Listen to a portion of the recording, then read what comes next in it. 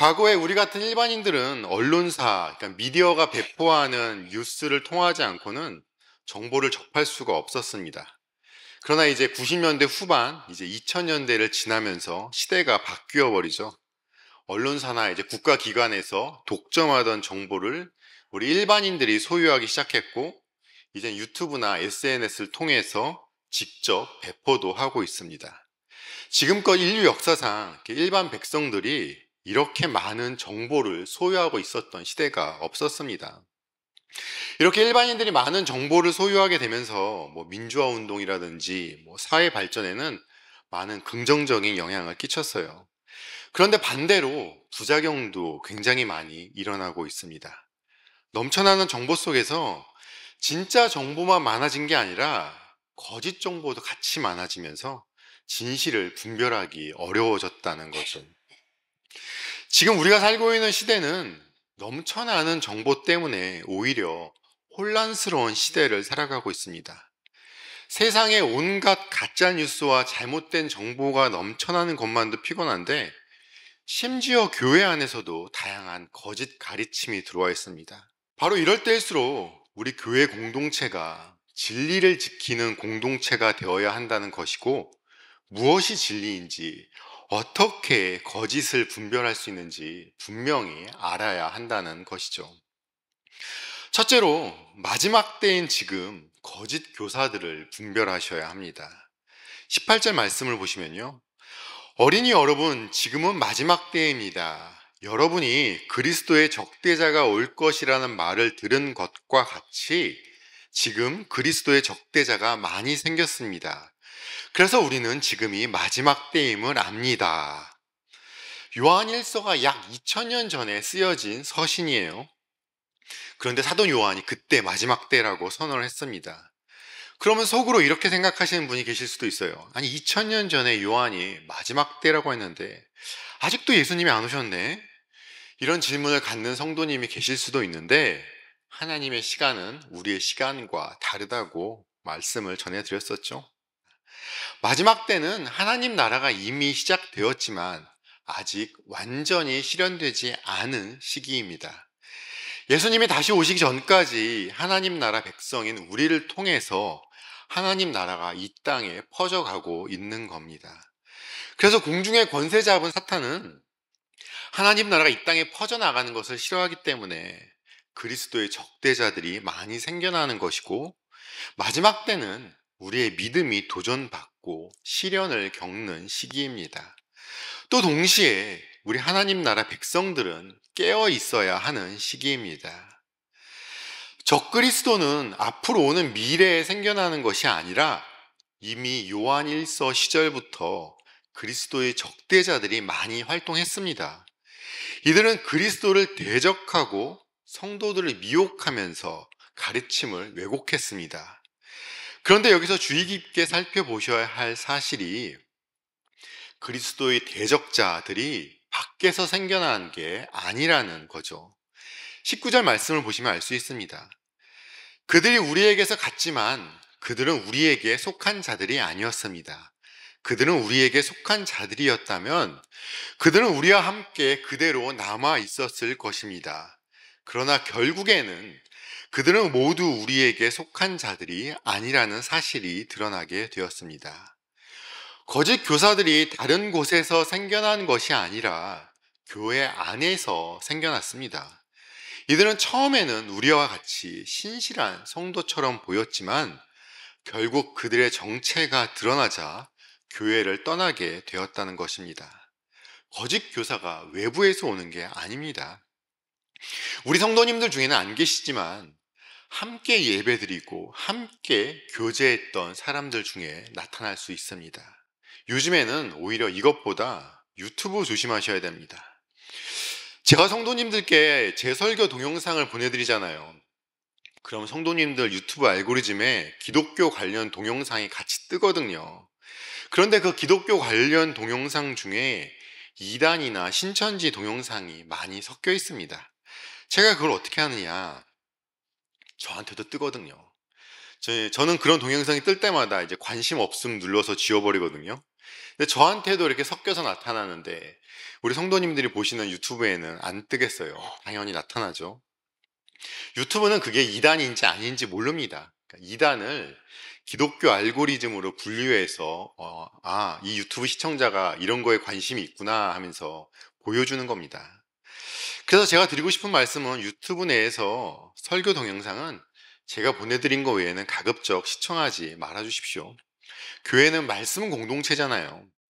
다양한 설교 들으시려고 하지 말고 일단 우리 교회 공동체에 주시는 그 말씀부터 먼저 내 삶으로 소화하고 사시려고 노력하셔야 됩니다. 그리고 난 다음에도 다른 교회나 다른 목사님 설교가 궁금하고 들어보고 싶다는 생각이 드시면 그때 이제 뭐 CBS나 CTS, 기독 공보 같이 공신력 있는 곳에서 올리는 그 유튜브 설교 동영상을 보셔야지 다른 곳에서 잘 모르는 곳에서 올리는 동영상은 시청하지 마십시오.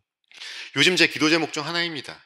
우리 성도님들 유튜브에서 이상한 동영상 안 보게 해달라고 기도하고 또 유튜브를 통해서 퍼지는 그 속임수에 속지 않게 해달라고 기도합니다. 우리는 항상 깨어 있어야 하고 그러기 위해선 우리 예수님께 영적 분별력을 달라고 항상 기도하셔야 합니다. 그러면 하나님께서는 우리에게 분별할 수 있는 능력을 주십니다. 그래서 두 번째로 성령의 기름 부음을 받음으로 우리는 진리를 분별하셔야 됩니다. 20절 말씀이죠. 여러분은 거룩하신 분에게서 기름 부으심을 받아 모든 것을 알고 있습니다. 거룩하신 분이 누굴까요? 바로 예수님이죠. 예수님에게서 기름 부으심을 받았다는 것은 우리 안에 성령님이 거하심을 이야기합니다. 예수님을 믿는 모든 자들은 성령의 기름 부음을 받습니다. 예수님께로부터 기름 부으심을 받은 사람, 즉 성령님이 거하는 성도는 모든 것을 알고 있다고 말해요. 에베소서 1장 17절을 보시면 우리 주 예수 그리스도의 하나님이신 영광의 하나님께서 지혜와 계시의 영을 여러분에게 주셔서 하나님을 알게 하시고, 사도 바울은 성령님을 지혜와 계시의 영이라고 표현했습니다. 성령님은 우리에게 힘과 지혜를 주시는 분이십니다. 성령님을 통해서 모든 것을 알고 있다는 것은 우리가 하나님처럼 모든 것을 다 아는 전지하다는 의미가 아니라 영적인 것들, 특히 진리와 거짓을 분별할 수 있는 능력을 우리가 받았다는 겁니다. 당시 영지주의자들이 특별한 지식, 그러니까 영지주의적 비밀 지식이 있어야지만 참 신자라고 주장을 했었거든요. 요한은 그게 아니라는 거예요, 지금. 참된 신자들은 이미 성령의 기름 부음을 받았고 구원의 진리, 곧 예수님이 우리의 구원자라는 것을 알고 있기 때문에 거짓 교사들에게 속지 말라는 겁니다. 모든 것을 안다는 것은 이단들이 말하듯이 특별한 것이 더 필요한 것이 아니라 구원에 필요한 진리를 성령께서 우리에게 가르쳐 주신다는 말입니다. 뭔가 특별한 것이 더 있는 것처럼 말하는 사람들을 조심하십시오. 그런 사람들이 유튜브에 동영상 정말 많이 올리고 있습니다, 요즘에. 그런 사람들의 속임수에 넘어가지 마세요. 우리 성도님들은 이미 예수님을 아시고 우리 안에 성령님이 거하시면서 진리를 깨닫게 하시고 거짓을 분별하게 하십니다. 참된 성도님들은 이미 진리를 알고 계십니다. 그러니까 자신감을 갖고 사세요. 이게 뭔가 더 특별한 게 있나, 그렇게 넘어가지 말라는 거죠. 그러면 가장 중요한 진리의 기준은 무엇일까요? 바로 예수님입니다. 22절, 23절에서 말씀하시죠. 거짓 교사들의 공통점이 있습니다. 뭘까요? 예수님의 정체성을 부인하고 있습니다. 어떤 이는 예수님의 인성을, 어떤 자는 예수님의 신성을 부인합니다. 거기 더해서 어떤 이들은 예수님이 메시아라는 것을 부인하고 자기가 메시아라고 이야기합니다. 그러나 성경이 가리키는 진리는 분명합니다. 예수님은 참 하나님이시자 동시에 참 인간이시고 우리를 구원하기 위해 이 땅에 오신 그리스도라는 사실입니다. 예수님을 부인하는 자들은 교회를 떠난 자들입니다. 우리는 거짓 교사들이 판치는 상황 속에서 하나님의 공동체 안에서 진리를 분별하면서 믿음을 지키셔야 합니다. 이를 통해서 우리는 마지막 때에 속임수를 극복할 수 있는 것이고, 예수님을 알고 믿음의 공동체 안에 머무르는 것이 중요합니다. 그래서 세 번째로, 처음부터 들은 말씀 가운데 거하셔야 합니다. 24절 말씀을 보실까요? 여러분이 처음부터 들은 것을 여러분 속에 간직하십시오. 여러분이 처음부터 들은 그것이 여러분 속에 있으면 여러분도 아들과 아버지 안에 있게 될 것입니다.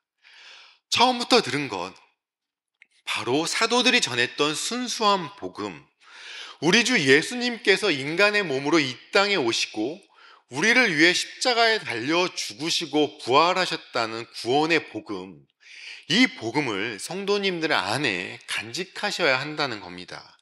이 복음에서 벗어나시면 안 됩니다. 그래야 성도님들도 성부 하나님과 성자 예수님 안에 있을 수 있다는 말입니다. 그리고 25절을 또 보시면요, 이것은 그가 친히 우리에게 주신 약속인데 곧 영원한 생명입니다. 이 복음이 성도님들 안에 거할 때 하나님께서 우리에게 주신 축복, 영생의 약속을 받는다는 것입니다. 죄 가운데 죽을 수밖에 없었던 우리가 영원히 사는 방법은 다른 특별한 비밀스러운 방법이 있는 것이 아니라 예수 그리스도를 믿음으로 받은 복음을 우리 안에 간직하고 계셔야 한다는 말입니다. 요한은 26절에서 성도들 미혹하는 교사들이 있기 때문에 이런 말씀을 준다고 밝히고 있죠. 그리고 27절에서 우리가 진리 안에 거할 때 성령님께서 우리에게 역사하시는 것을 다시 한번 강조합니다. 27절 말씀을 보시면요, 여러분으로 말하자면 그가 기름 부어 주신 것이 여러분 속에 머물러 있으니 여러분은 아무에게서도 가르침을 받을 필요가 없습니다. 그가 기름 부어 주신 것이 여러분에게 모든 것을 가르쳐 줍니다. 그리고 그 가르침은 참이요 거짓이 아닙니다. 여러분은 그 가르침대로 언제나 그리스도 안에 머물러 있으십시오. 아무에게서 가르침을 받을 필요가 없다는 것이 목사 설교를 들을 필요가 없고 성경 공부가 필요 없다는 말이 아니라, 영지주의자, 그들이 거짓 교사들이 자신들이 알고 있는 특별한 것이 진리라고 주장하는 그 주장들을 들을 필요가 없다는 이야기입니다. 지금으로 치자면 유튜브 안에 떠도는 거짓 가르침들을 들을 필요가 없다는 이야기입니다. 성령님께서는 우리 안에 거하시면서 직접 진리를 깨닫게 해주십니다. 성도님들 안에 성령님이 계시며 말씀해 주시는 그 말씀에 집중하십시오. 성령님이 우리를 인도하시면서 진리 속으로 지속적으로 깨닫게 해주십니다. 이런 성령님의 인도하심을 따라갈 때 거짓의 속임수와 매임에서 우리는 자유로울 수 있습니다. 마지막 네 번째로, 그리스도 안에 거하시며 의롭게 사셔야 합니다. 요한복음 8장 31, 32절에서 예수님은 말씀하시죠. 너희가 나의 말에 머물러 있으면 너희는 참으로 나의 제자들이다. 그리고 너희는 진리를 알게 될 것이며 진리가 너희를 자유롭게 할 것이다. 우리는 예수님 말씀 가운데 머물러야 우리는 예수님의 참된 제자이고 예수님이 알려주시는 진리를 알게 되고 자유함을 누릴 수 있습니다. 진리를 안다는 것은 세상이 말하는 진리와 다릅니다. 진리를 아는 것은 예수님 안에 머물기 위해서 아는 것입니다. 우리가 예수님 안에 머물 때 28절, 그러므로 자녀되니 여러분 그리스도 안에 머물러 있으십시오. 그렇게 해야 그가 나타나실 때 우리가 담대함을 가지게 될 것이며 그가 오실 때 그 앞에서 부끄러움을 당하지 않을 것입니다. 주님께서 다시 오실 때 부끄러움을 당하지 않게 됩니다.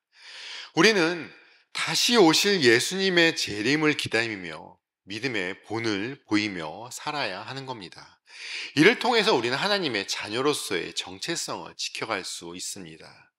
오늘 본문 29절에서 요한은 말씀합니다.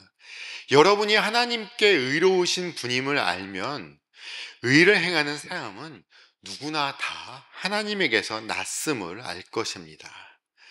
의를 행하는 사람은 누구나 다 하나님에게서 났음을 알 것입니다. 즉 참된 그리스도인은 의를 행하고 이것이 우리가 하나님의 자녀라는 증거라는 겁니다. 내가 예수님 믿는다고 말로 떠들고 주께 영광 돌린다고 말로만 떠드는 게 아니라 참 그리스도인은 의를 행하고 이것이 하나님의 자녀라는 증거라는 겁니다. 우리 성도님들 이상한 유튜브 제발 시청하지 말아주세요. 통일교나 신천지들 뿐만 아니라 많은 이단들이 교묘하게 유튜브 동영상에 들어와서 많이 활동하고 있습니다. 요즘에 사회적으로 가장 큰 문제라고 하면 이 유튜브 알고리즘 때문에 발생하는 극우와 사회 분열입니다. 아주 심각한 사회 문제예요. 그런데 교회에도 거짓 교사들이 직접 교회를 들어오는 것이 아니라 유튜브를 통해서 많이 활동하고 있어요. 요즘 가장 큰 문제입니다, 이게.